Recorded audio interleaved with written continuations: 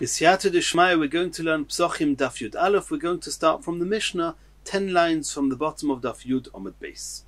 Says the Mishnah, Rabbi Yehuda Oimer Boidkin Oir Yud Daled. Rabbi Yehuda holds you have to do B'dikas Chometz on the evening, the night of the 14th of Nisan. Ube Yud Daled Shachris, and let's learn, as the Gemara seems to explain at first, that besides for doing B'dikas Chometz at the night of the 14th, he has to do B'dikas Chometz again in the morning of the 14th. Ubashas Habiur, and also at the time when he's getting rid of the Chometz, he has to do the B'dika again.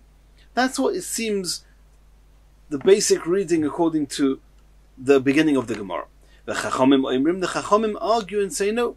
Loi bodak oir yud daled. It's only if you didn't do B'dikas Chometz in the night, then yivdoik b'yud daled, then you do B'dikas Chometz in the morning of the 14th. Loi bodak b'yud daled, if he didn't do B'dika even then, yivdoik b'soich hamoed, then he should do B'dikas Chometz in the 6th hour, which is the time where we're supposed to burn the Chometz. Loi bodak b'soich hamoed, if he didn't do the B'dikas Chometz in the 6th hour, Yivdoik la'achar hamoed, he should do it any time from the 7th hour until the end of the day, until Yom Tov comes in. Any time in those 6 hours he should do B'dikas Chometz.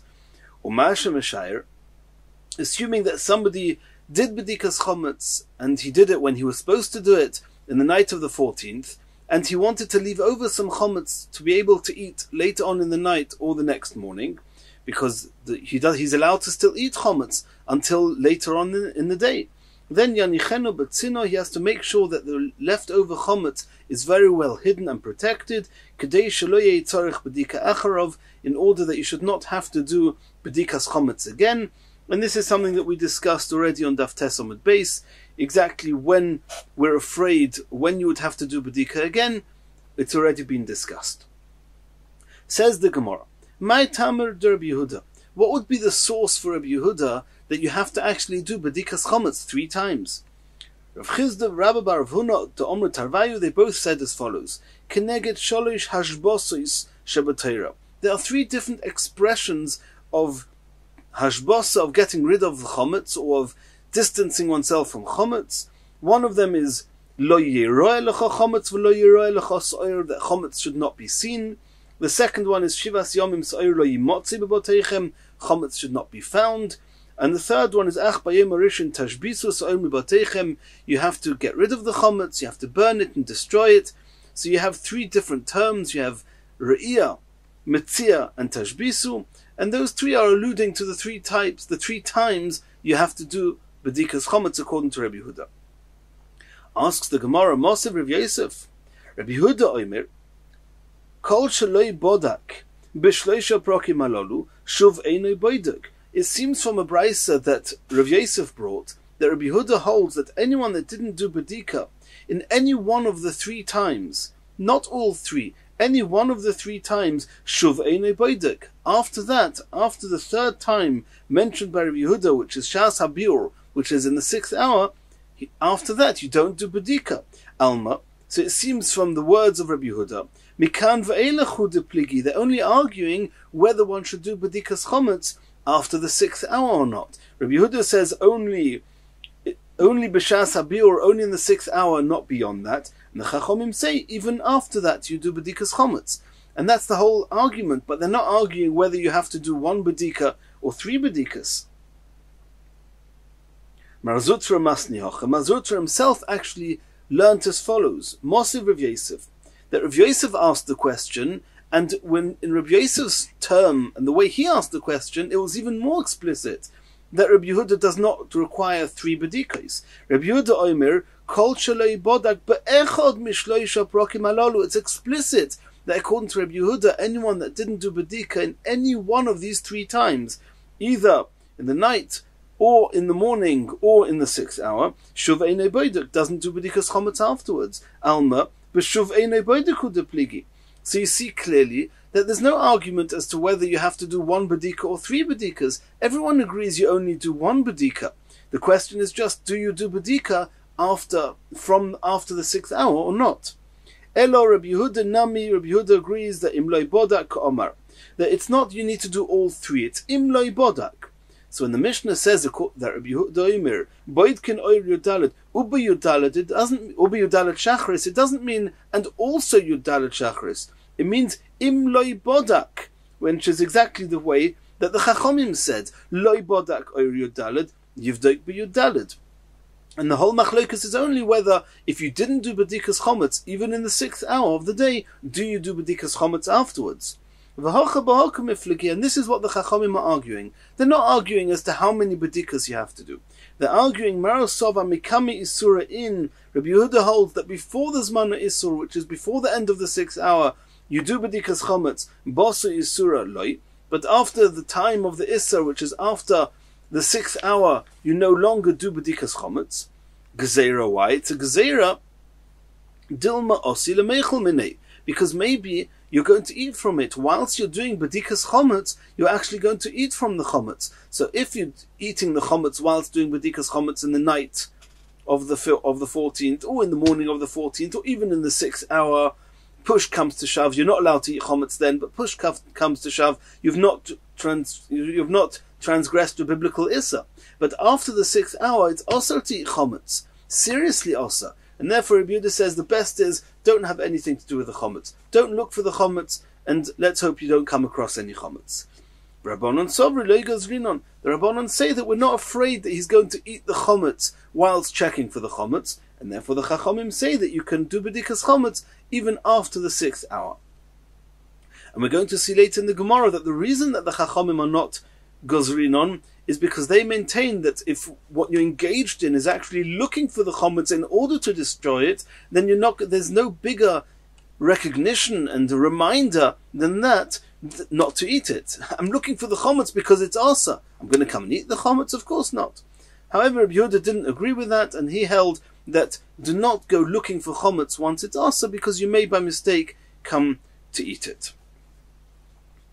We're going to see later on in the sugya that Rabbi Yehuda says any time where a person is loy badili, which means he's not separated, he's not used to staying away from something, we make a gzeira. And since a person all year round is not used to staying away from chometz, Rabbi Yehuda is afraid that he's going to eat the chometz. Continues the Gemara. Mi goza Rabbi Yehuda dilma osi lemeichel minei. And from now till the next Mishnah, we're actually going to learn about 7 different cases, and in each case there's a machlokas Chachamim and Rabbi Yehuda, and we're going to try and make sense of it. When we make gezeras, when we don't make gezeras, we have to try and understand there must be a single theme through all these Mishnayos and Brises. So the Gemara starts with asking from chometz. We just saw in the Mishnah now that Rabbi Yehuda says that we make a gezerah that you might come to eat the chometz whilst you're checking for the chometz. Does Rabbi Yehuda actually make such a gezerah by not allowing us to do bedikas chometz because he's afraid we may eat the chometz? Votnan, this seems to contradict a different Mishnah. A case number 2. What's case number 2? It's to do with the Isser of Chodosh. We know this in the Torah. It says that you're only allowed to eat from the new produce of the new year only after the Korban Omer has been brought on the 2nd day of Pesach. Till then, you're not allowed to eat any of the new produce of the year. Tanan, we learned in the Mishnah. And there's a great length in Masechet Menachos, a whole perek about Chodosh. Tanan, Mishakorav HaOmer. After they would bring the Korban Omer on the 2nd day of Pesach, they would go out to the streets. So Moitzin Shukei Yerushalayim, they would find the marketplaces of Yerushalayim, Shehin Maleim, they were full kemach of flour, the koli, and oven burnt or roasted grains or roasted flour. And they would see that the marketplace was full of it, which obviously meant that they had reaped and ground and prepared this flour even at the time before the Korban Omer was prepared. Because as soon as the Korban Omer was brought, they found that the marketplaces were full of the flour. And so the Gemara says, the Mishnah says, Reb Meir holds, Reb Meir says it was against the desire of the Chachamim. The Chachamim did not want this to be that way. The Chachamim were afraid that if people would prepare the flour before the Korban Omer was brought, then they would actually, by mistake, eat from the flour, eat from these kernels from the new produce before the korban omer, and that's also. Rabbi Yehuda says no. The Chachamim had no issue whatsoever with the fact that they prepared this flour before the time that you were actually allowed to eat it. And Rabbi Yehuda did not make a gezerah that you shouldn't prepare the flour because you may come to eat from it. Well, that seems to contradict what it says in our Mishnah, that Rabbi Yehuda said, don't do bedikas chometz after the 6th hour because you might come to eat from the chometz. And there's going to be 3 explanations to try and explain Rabbi Yehuda. Only one of them is going to remain, and that's the one that's going to take us through the rest of the Gemara. The first one is Rava. Omar Rava. Others say Rabbi. Shani chodosh mitoich shaloi hitartaloi elo al yudei kituf. Regarding the reaping, before they would the way they would reap the new harvest, the new produce before the korban omer, they were actually not allowed to do it with the regular way of reaping, with a sickle, with the tools. They would just pluck the tvua, the wheat, the barley, the stalks. They would pluck it with their hands. It's called kituf. And since they were plucking it with their hands and they were not using a sickle, hu zochu, they would remember the reason we're doing it differently is because you're not allowed to eat it. They remember we're not going to eat it, and therefore there was no issue of preparing the flour according to Rabbi Yehuda. Abaya said to Rava, Tinoch b'shas ktifa. I can understand whilst they were plucking the stalks, they won't eat it because they have this reminder. Tchino, but whilst they were grinding it, v'harakota, and when they were sifting it, ma'ikal meima, what's stopping them from eating or tasting the flour then? There's nothing to remind them, and you're not allowed to eat the flour then. It's before the korban omer was brought. Says the Gemara, ho loy kasha. Tchino berichayo deyad. It's not difficult, because even that they would do with a change, in an unusual way. The grinding was done with a hand mill, not with a water mill.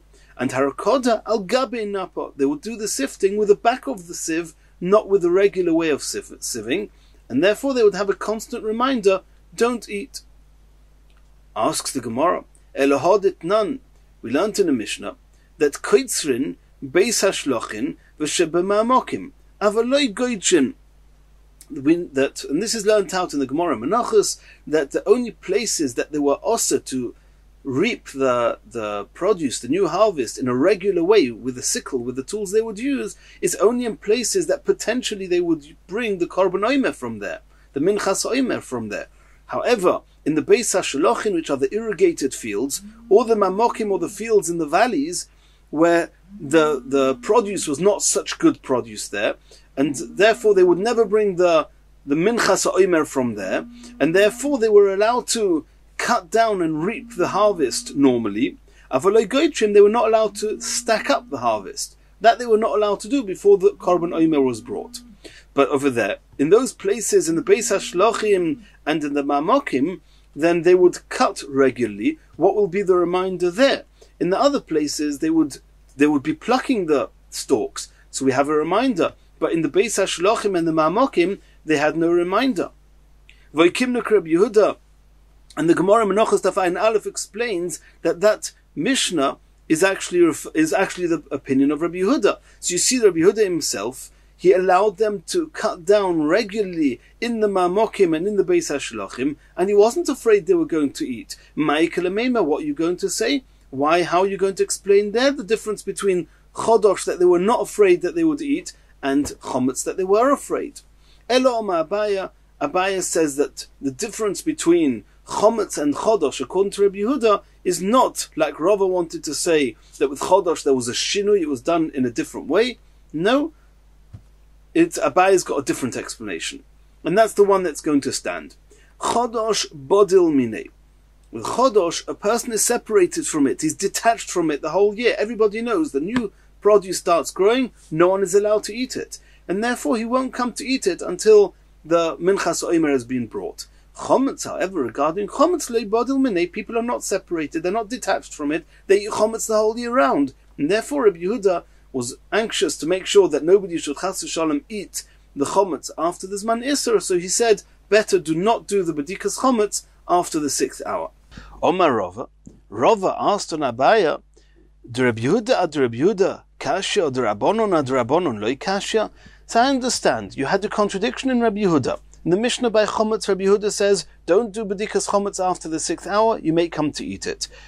In Chodosh, Rabbi Yehuda says, you're allowed to prepare the flour, and we're not worried you're going to eat it. You, Abai, explained it. You explained, Rabbi Yehuda, that by Chodosh we were not worried because Bodil, people are detached from it the whole year, and Chometz, they're not detached. Okay, but how have you explained the contradiction in the Chachomim? In our Mishnah, the Chachomim held that we were not worried about doing B'dikas Chometz on Pesach, and you're not going to eat the Chometz. After the Zman Issa, you're not going to eat the Chometz. And with Chodosh, Reb Meir held that you should not prepare the Chodosh, the new flour, because you might come to eat it. D'Rabbanon ad Rabbanon loy kasha. Says the Gemara, the Rabbi Yehuda ad Rabbi Yehuda loy kasha de kedeshaninon. The Rabbi Yehuda we've already explained. Abaye explained it, that it's a difference as to whether bodil or loy bodil. D'Rabbanon ad Rabbanon nami loy kasha. And this is what we said before. With Chodosh, the Chachomim are concerned. You might come to eat it when you're preparing the flour. But with Chometz, hu atzmoi mechazer olav l'soyrfoi meichal ka'ochel minei. If he's engaged in searching for the Chometz in order to get rid of it, in order to destroy it, you're really concerned that whilst he's doing that, he's going to eat it? He's only looking for it because it's so osur. And therefore we're not concerned, and therefore in our Mishnah, with Chometz, the Chachomim allowed them to do B'dikas Chometz even after the 6th hour.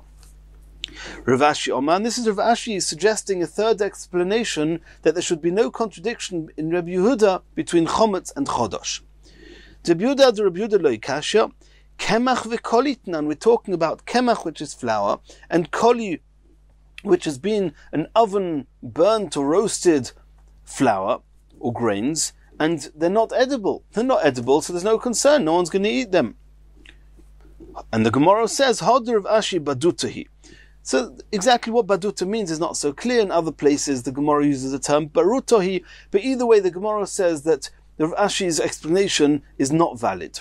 Why? Once these grains, once the flour has been burnt, has been roasted, we can understand it's not edible anymore. But from when it's harvested, from when it's reaped, all the way to till you roast it and you burn it in the oven, of course it's edible. What are you going to say then?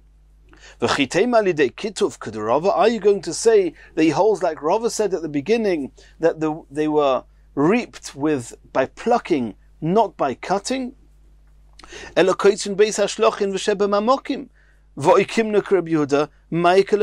same question we asked on Rava. It's very good, a regular field, that you do the reaping in an unusual way. But those fields where the Minchas Omer was not brought from, for example, the irrigated fields or the fields in the valleys, over there they were allowed to reap them regularly, they would have no reminder. And nonetheless, Rabbi Yehuda says that you're allowed to cut them normally. Why are you not concerned there? Elo de Rav Ashi badutahi, the Gemara says that Rav Ashi's explanation that the difference between Chometz and Chodosh is that Chodosh is not edible, that does not stand, and we're left with Abaye's explanation that according to Rabbi Yehuda, the reason that he allows Chodosh flour to be prepared before the time of the Korban Omer is because Bodil Minei, people are detached from it, and Chometz people are not detached from. Continues the Gemara. What did you just say? That Chometz, where people are not detached from it the whole year, the Rabbi Yehuda says you'll be afraid. And that's why in our Mishnah it says you're not allowed to do B'dikas Chometz according to Rabbi Yehuda after the Zman Issa. This seems to contradict a Mishnah. And this is case number 3 we're discussing. Case number 1 is Chometz, case number 2 is Chodosh, case number 3 is the following Mishnah. A person should not perforate, shouldn't make a hole in a shell of an egg and hold it just beyond a lamp, allowing the oil to drip slowly, drip by drip, into the lamp, that way making sure the lamp will stay alight for a longer time. And fill it up with oil. And let's remember, oil is something that people are not detached from. People use oil to eat the whole year round. And the Mishnah says you're not allowed to fill up such an eggshell with oil. V'yitneno b'tzad hanir, and put it next to a candle, b'shil shetei min hatefes, in order that it should drip into the candle.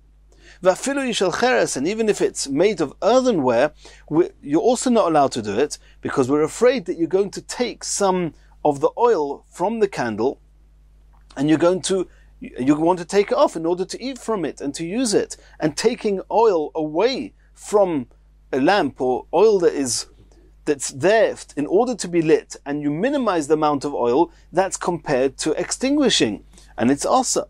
And therefore the Tanna Kama says you're not allowed to do such a thing. Rabbi Yehuda says there's no problem. We're not afraid you're going to take some oil out. Well, why not?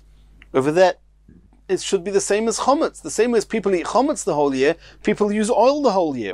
In the same way as Rabbi Yehuda say that you should not do badikas chometz after the time of Isser, nor should you be able to use or put oil, prepare oil for this lamp. Why are you not afraid people are going to take some of the oil away? Answers the Gemara, no. Hasam yishum chumra de Shabbos. Over there's a unique reason why not to have to make this gezerah, because of the severity of Shabbos, mivdal badili. It's as if a person is detached from it. It's as if to say that on Shabbos, people are detached from taking oil out of lamps, and therefore there's no concern. It's got some similarity to Chodosh, that people are detached from it, but chometz you don't have that. Asks the Gemara, V'romi Shabbos ha-Shabbos. I'm going to ask you a contradiction within Hilchas Shabbos itself. You just said now that in Shabbos, since there's a stringency of Shabbos, people are detached from it, there's no worry. But we're going to now discuss a Braisa, which is case number 4 in Hilchas Shabbos, the Tanya.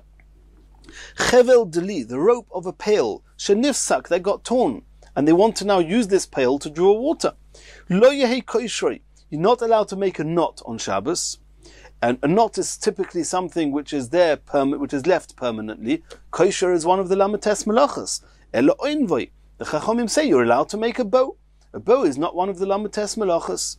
And we're not afraid that if we allow you to make a bow, you may come to make a knot. Rabbi Yehuda Omer, Koirich punda oy poske. He says that you're not allowed to even make a bow. You're allowed to just wrap around this pail a punda or a poske, which is a type of belts or girdles, and something which you're very clearly not going to leave there for any length of time, and you're just going to wrap it around to use now temporarily, but you're not allowed to make a bow. And the Gemara understands that the reason you're not allowed to make a bow is because we're afraid that maybe you're going to make a knot. If so, why should we say that making a bow you're not allowed to do because you may make a knot, but putting in oil into the lamp you are allowed to do, and we're not afraid because of the stringency of Shabbos? Well, if the stringency of Shabbos protects somebody, then why don't you say he can make a bow and not make a knot? And we're not afraid he'll make a knot. Kasha Rabbi Yehuda ad Rabbi Yehuda. Kasha Rabbanon ad Rabbanon. We also have a question, a contradiction in the Chachamim. In the case of the oil, the Chachamim say it's also to prepare such an eggshell with oil in for the lamp, because you may take some oil out. So you see that we are concerned. And over here, nonetheless, the Chachamim said you're allowed to make a bow. So we see that we're not concerned that by allowing them to make a bow, you may make a knot. Says the Gemara, Rabbanon ad Rabbanon lo kasha. There's no contradiction in the Rabbanon itself. Shemen b'shemen michlaf, because there's no difference between the oil of the whole week and the oil that you're putting into this lamp. People will get confused and exchange the two, and you'll come to take from the oil on Shabbos. Aniva b'kshira loy machlif. However, making a bow is not making a knot. We're not afraid that if we allow you to do A, that you're going to do B. You allow you to make a bow, he may make a knot. No, he'll make a bow, he won't make a knot. However, in the case of oil, that if we allow him to prepare such a lamp, then the oil is the same oil as he would use the whole week, and therefore there's a concern. Rabbi Yehuda lo kasha. How are we going to explain the contradiction in Rabbi Yehuda? Taima de Rabbi Yehuda, lav mishum de gozar aniva otuk shira. He says the reason that Rabbi Yehuda does not let you make a bow is not because we're afraid you're going to make a knot. Elo mishum de kosovar aniva gufak shira hi. And this we learned already previously a number of times. Rabbi Yehuda holds that making a bow is included in the malacha of kosher, and therefore in and of itself you're not allowed to make a bow because it's a knot.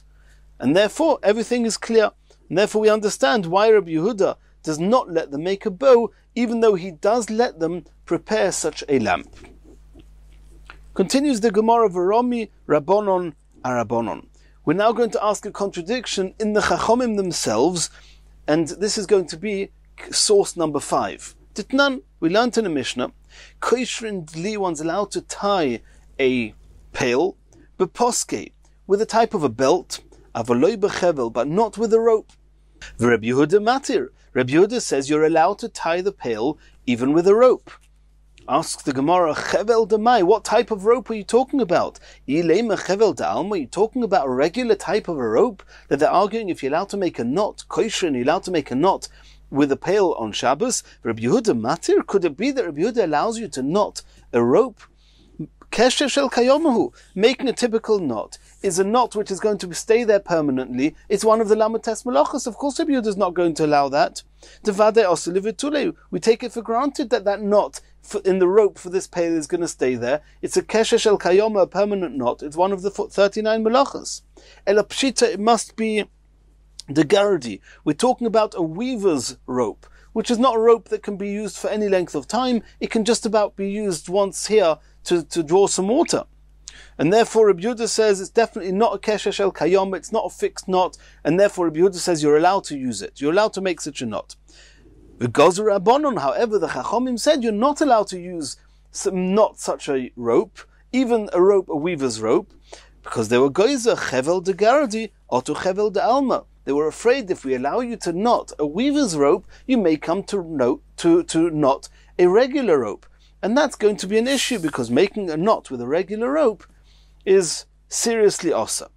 And now what the Gemara means to ask is, according to Rabbi Yehuda, we understand. Why does Rabbi Yehuda allow them to tie with a weaver's rope? Because Rabbi Yehuda is not, when it comes to Hilchos Shabbos, Rabbi Yehuda is not concerned. We don't make a gzeira like we saw before with the shoiferes. The stringency of Shabbos keeps people away. The only time that Rabbi Yehuda was machmir was Shabbos is regarding making the bow, and then it wasn't a gezerah, it's just because Rabbi Yehuda held that making a bow is considered a knot, and is also, it's one of the lamates malachas. However, according to the Chachomim who said that one's allowed to make a bow, that was in source number 4, you can make a bow and we're not afraid you'll make a knot. Why over here do they not let you make a knot with a weaver's rope and say we're not afraid you're going to make a knot in another rope? It's a contradiction in the Chachomim. Says the Gemara, yes, everything is okay, there's no contradiction. Chevel bechevel machlif. A knot in a weaver's rope will get confused with a knot in a regular rope. Aniva b'kshira loy michlafa. But making a bow is not going to get confused with making a knot.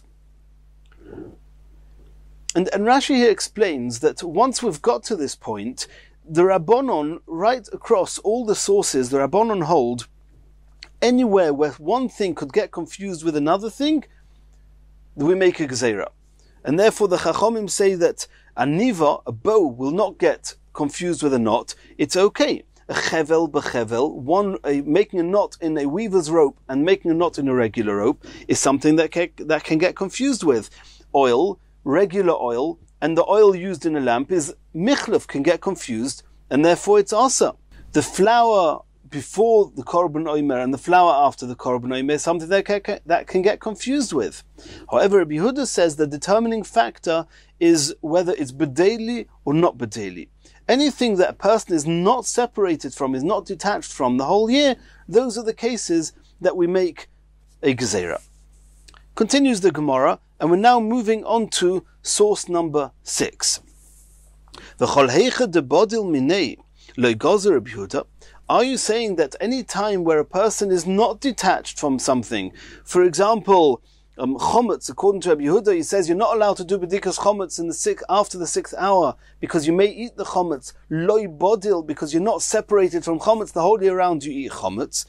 Then if that's the case, v'atanya, we learned in a brisa, b'choyer she'och zoi dam. A b'choyer is a firstborn animal which has to become a korban, and you're not allowed to cause it any blemish. It was seized by congestion of blood, and there was now a risk of dying. And if the animal dies, the kohen has lost, not the kohen, the owner of the b'choyer has lost the whole value of the animal. And afilu hu meis, even though there's a risk that if he does not let blood, which means piercing one of its veins and removing some of its blood, that if he doesn't do that, the animal may die. Ein makizin lo dam div Rabbi Yehuda. Rabbi Yehuda says we're not allowing you to let blood, because if we let you make an incision in this bechor in order to save its life, to remove some blood, you may end up also making the incision in a place which is also to do. There are some places in the lips and on the ear, and certain places that you're not allowed to make an incision in the animal because you make a blemish in it, and it's severely also to make a blemish in a korban animal, in an animal in a bechor, in a firstborn animal. Rabbi Yehuda says we're afraid you may come to make an incision in a place that will render the animal as blemished, and therefore, even though it's a risk of losing the animal, don't make a hole, don't make any incision to let blood. The Chachamim say you can let blood, just make sure that you don't make a blemish. Make sure you do not make an incision in such a way that will cause it to become a mum, that will cause it to become blemished. So here we see that Rabbi Yehuda says even though it's bodil minei, a person is always careful not to make a blemish in a korban, and nonetheless Rabbi Yehuda says that you should not let blood because you may get confused. Why is this different to any other case which is bodil minei?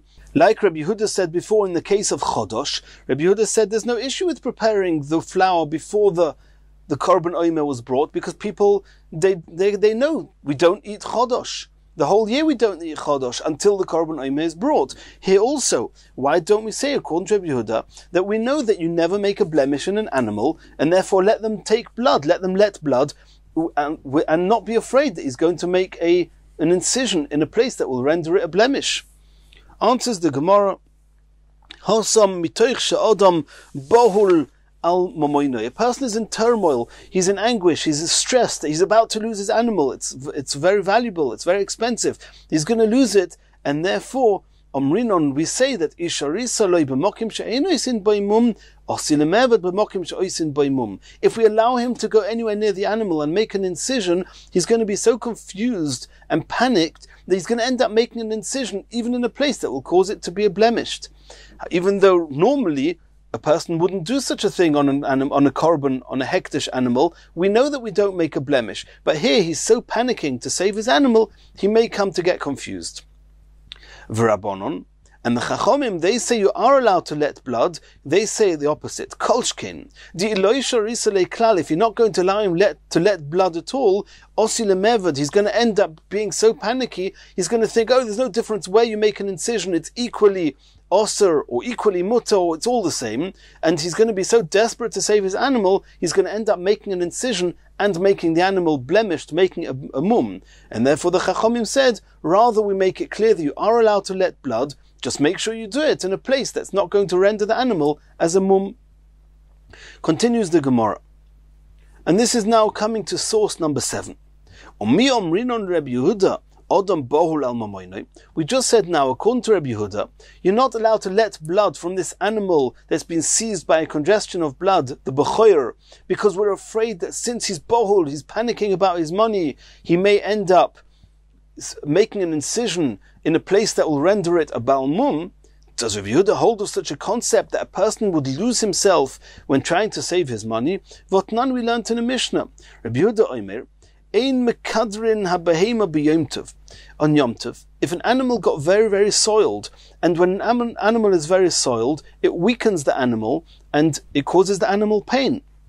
And there's a way of getting rid of the soil, the mud, by combing it. But there are two types of combs. You've got those combs which have got very, very thick bristles, very thick teeth, and they, though, because the teeth are so wide, they do not cause the animal to be wounded. However, there's another type of comb that they use with very thin and sharper teeth, and they could cause the animal to get wounded. Making a wound in an animal on Yom Tov is severely asa. So the Mishnah says, Rabbi Yehuda Omer, Ein mekadrin abehema b'yom tov. B'pneishu oiseh chabura. Mekadrin is combing with a thin-toothed comb. You're not allowed to do that because he may end up making a chabura, a wound in the animal. Aval mekartafim, but you can comb it using a thick-toothed comb. The Chachamim say, Ein mekadrin, af ein mekartafin. You're not allowed to use any comb to comb the animal. V'tanya, we learned in a brayso, Ezu kidur, ezu kirtzuf. What's the difference between kidur and kirtzuf? As we said, kidur is ktanim, v'oisim chabura.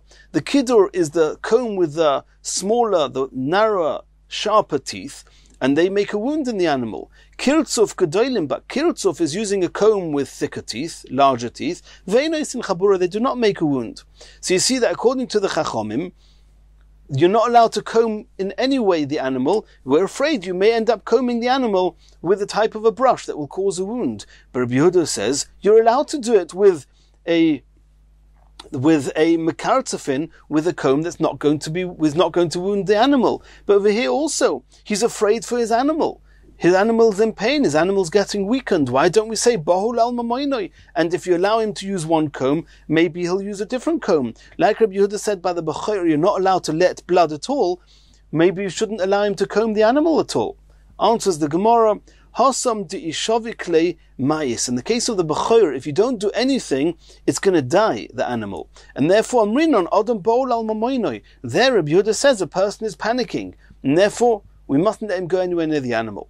Over here, with the mud, if you stop him altogether, the animal gets weakened a bit, is in pain, but he's not going to die. In that case, we don't say that a person is going to panic by saving his money, and therefore he's not going to come to use the wrong comb, and therefore Rabbi Yehuda says that you can use the right comb and without making a wound to the animal.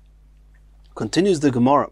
Rabbi Yehuda, Maishno Gabe Chometz to Gozer. Why regarding B'dikas Chometz did Rabbi Yehuda say, don't do B'dikas Chometz when Yontiv after the Zman Isser, because you may come to eat the Chometz. U'Maishno Gabe Kirtzuf Deloi Gozer. Why did Rabbi Yehuda not say that if we allow him to use a thicker toothed comb, he may end up using a comb which is thin, which is going to make a wound in the animal? Why over here you Gozer and here not? Answers the Gemara, lechem belechem michlef. Because bread and bread, chometz and chometz, it's the whole year you're eating chometz. So you might eat chometz by, if you're checking for chometz, after the Zman Isser, you may by mistake eat the chometz. But kidur bekirtzuf loy machlif. Nobody's going to get confused between this type of comb and that type of comb. If we make it clear you're allowed to use the comb that doesn't cause wounds and you're not allowed to use the comb that does cause wounds, nobody will get confused with that. And therefore, Rabbi Yehuda did not make a gzeira. And even though we are not even halfway down the Amud, we're going to start the next Mishnah in the next Shiur, because we want to start the Mishnah and learn the entire Sugya b'siyata d'ishmaya.